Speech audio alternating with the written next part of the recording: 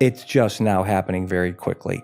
And that just lets people, you better be really comfortable in the uncomfortable and change. And that's a mindset, that's a process to get to. That's what you have to realize and all this is going to happen a lot quicker now, which is, I don't think it's good or bad, it just is what it is. I wonder if you could tell us about a little bit of a mess that I gather you've been involved in. Oh yeah. I know where you're going with this one. Do you have notes on it? Oh yeah. Those are the two things I said to myself, this could come up. Okay, so we spoke about Ari Emanuel, big hot shot at WME. Yeah, so every client is on his roster. He's one of those guys that kind of speaks like he thinks that he's in an HBO flick. You know, like it's Succession. You can tell, Justin Baldoni, phony, ha ha ha ha, I'm so powerful. It's just annoying.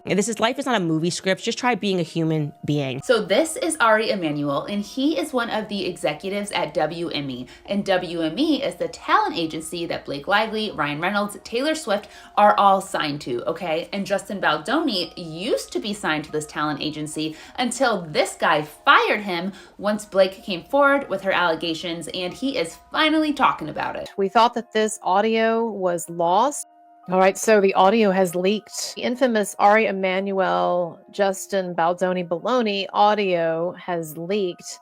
I caught wind of the Blake Lively, Ryan Reynolds. Let the record show for those listening at home, Ari just slit his throat. I mean, it's a fucked up, Bad situation that Baldoni, whatever his name is doing. And his partner. Now, he was your client too, until recently. Until I fired him. Right. Welcome back to Tea Time with Tina. Sometimes Hollywood feels like a never-ending magic show, full of fancy illusions, charming assistants, and big secrets that vanish before anyone notices. Today's reveal, a blockbuster, lost interview that was never supposed to hit our ears. The star of this hidden tape is none other than Ari Emanuel. That whether it's going to be good or bad, that's not the truth. You have to just realize that thing's not the truth, and you just have to go through it. Head of WME and a power player whose phone number probably includes half the A-list on speed dial. In this leaked recording, he spills surprising details about actor Justin Baldoni and a certain Hollywood couple, Blake Lively and Ryan Reynolds. Think of it as the behind-the-scenes show Hollywood wished you'd never see. Looked like this audio was completely lost and we were not going to hear what Ari Emanuel actually said. Now, it had been reported, his infamous comments about the Blake Lively and Justin Baldoni situation had been reported previously, a couple of weeks ago by The Hollywood Reporter, but this was just hearsay. And we were all waiting for the actual Freakonomics episode, the actual podcast interview to come out where Ari had made these statements. Ari Emanuel, again, we're talking about the head of WME, major agent, played a big role in the whole Blake Lively, Justin Baldoni fiasco. And so news had broken, I think it was 2 weeks ago, that he had joined the Freakonomics podcast, the Freakonomics radio, and they had done an event that was on stage. People attended this event and it ran live on their radio where he had just insulted Justin Baldoni and made him feel really small and obviously did not read the room. And by read the room, I mean read the general public response to people feeling like a bunch of A-list Hollywood bullies need to be shown that bullying is unacceptable. But before we dive into the juicy details, don't forget to like and subscribe because let's face it, I'm nothing without your support. Now back to the tea. Everything starts with the Freakonomics Podcast, a high-profile program that's been dissecting culture and money for over 15 years. The producers invited Ari Emanuel on for what should have been just another polished interview. Then, poof, the entire thing vanished, apparently due to technical difficulties. Funny how that only happened once in the show's entire history, and right after Emanuel made a series of eyebrow-raising comments. We thought that this audio was lost, particularly because the Freakonomics podcast that was supposed to come out with an interview with Ari Emanuel claimed recently that they had not recorded the episode with him, the taping of the interview with him, due to some kind of a technical glitch or error.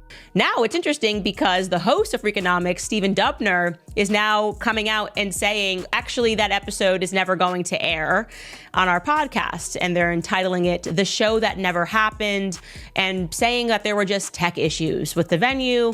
during their live show, and they apparently just never recorded that episode. Actually, I don't know what to call it yet. Maybe you can help me name it. Let me explain.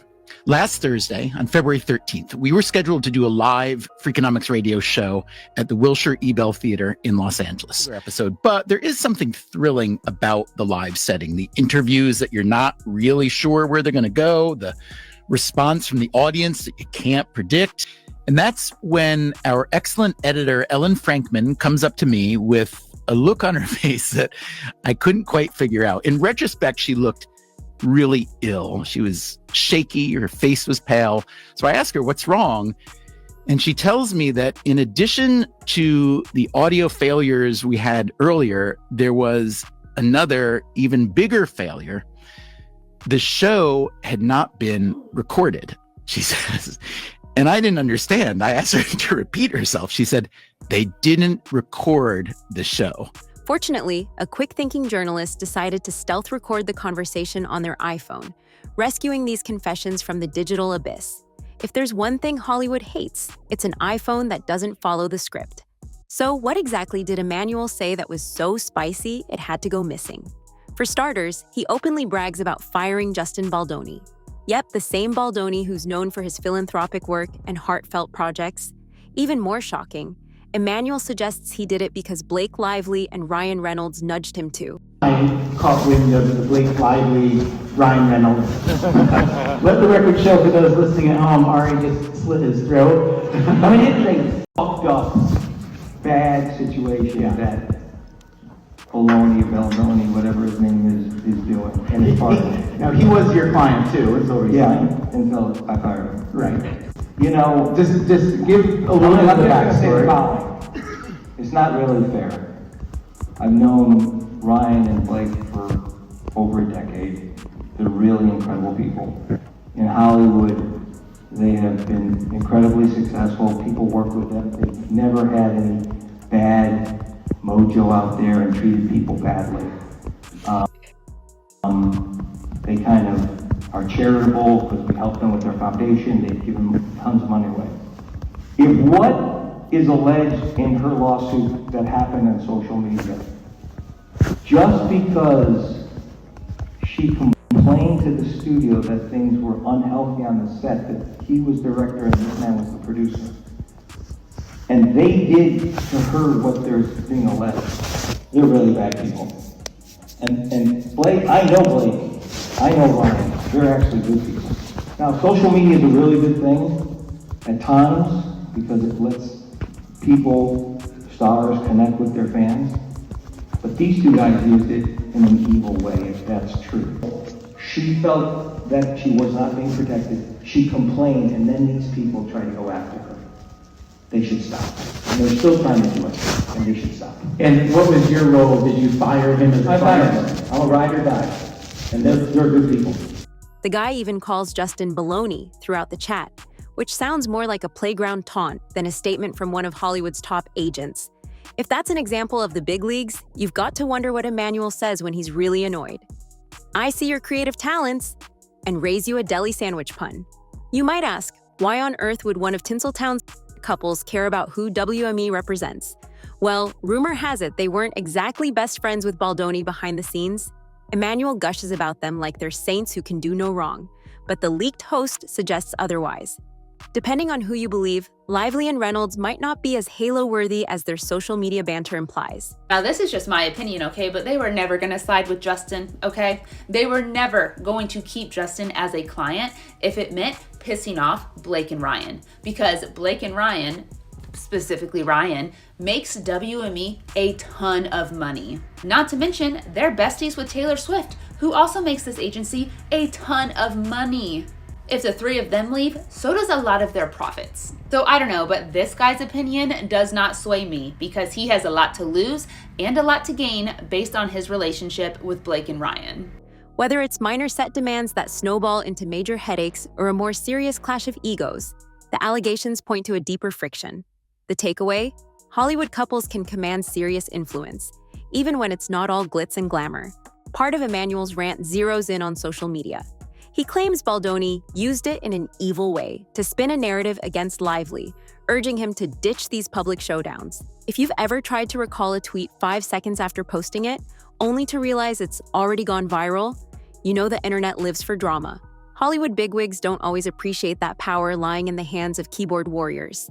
The moment something goes public, everyone from the superfan in Boise to the blog in Mumbai can jump on the story. Emanuel seems to believe that losing control of the narrative spelled trouble for Lively and Reynolds, so he pinned the blame on Baldoni. Then we get to one of the more controversial bits. Blake Lively's reported complaints about a lack of intimacy coordinators on certain sets.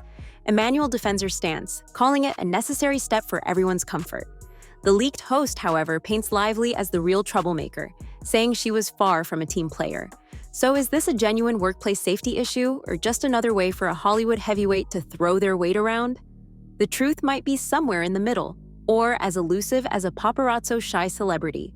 Nonetheless, it sparked debate over who was actually being difficult, and whether Lively's concerns were entirely genuine or fueled by something else. What's truly baffling is how an entire recording from a popular podcast gets buried.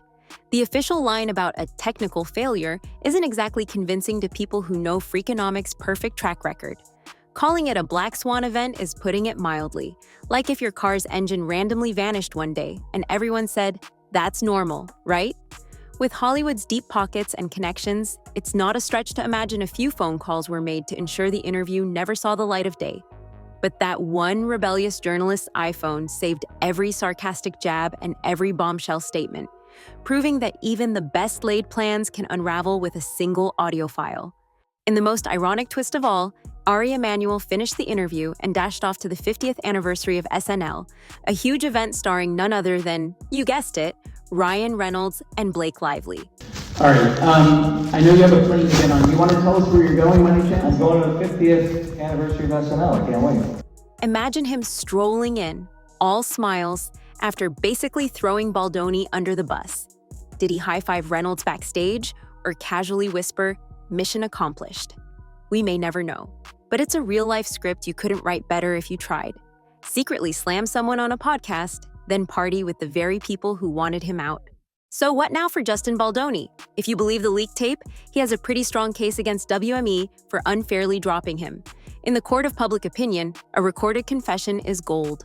But legal battles are rarely that straightforward. Meanwhile, Lively and Reynolds continue on red carpets, while questions swirl about how they use their power off camera. Is this saga a rare glimpse into the mechanics of Hollywood influence, or just another scandal to keep the internet buzzing? Maybe both. What's certain is that this leaked audio has rattled some big cages. It forced many to question how free speech truly is in an industry that values image above all else. When interviews vanish, we have to wonder what else is getting swept under the red carpet. If one lost podcast can reveal so much, just imagine how many other tapes might be out there, muted before they could make waves. Stay curious, folks, because in a place like Hollywood, you never know which technical glitch might be hiding the next bombshell revelation, and whose phone might be rolling just in time to catch it. But when it does happen, best believe we'll be there to deliver your favorite celeb tea. Smash that like button, subscribe, and hit the notification bell to stay updated on the latest celeb drama. Until next time, stay tuned, stay safe, and stay informed. Only on Tea Time with Tina.